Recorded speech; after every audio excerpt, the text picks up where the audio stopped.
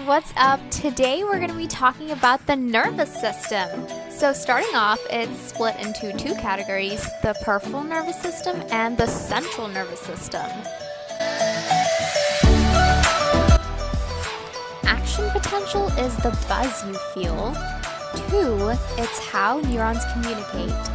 3, it has an electrically neutral body. 4, it's needed to separate to build potential.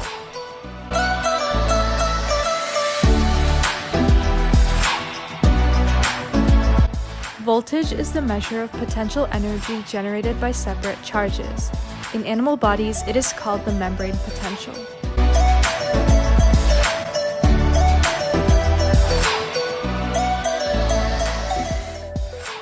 The membrane potential of a resting neuron, which is one that is not sending a signal, is its resting potential.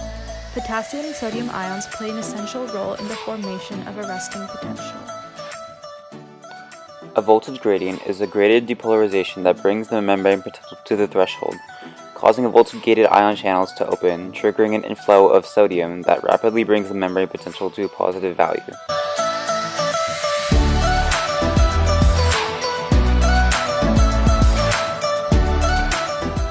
These graphs represent graded and action potentials in a neuron.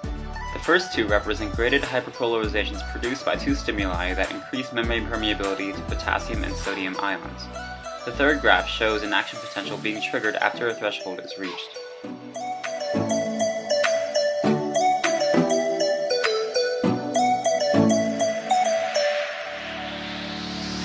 Threshold is the membrane potential that must be reached to initiate an action potential. Depolarization is the reduction in the membrane's potential magnitude. Repolarization is the change in membrane potential that returns it to a negative value just after depolarization has changed the membrane potential to a positive value. Hyperpolarization is the increase in magnitude of the membrane potential that causes the inside of the membrane to become more negative.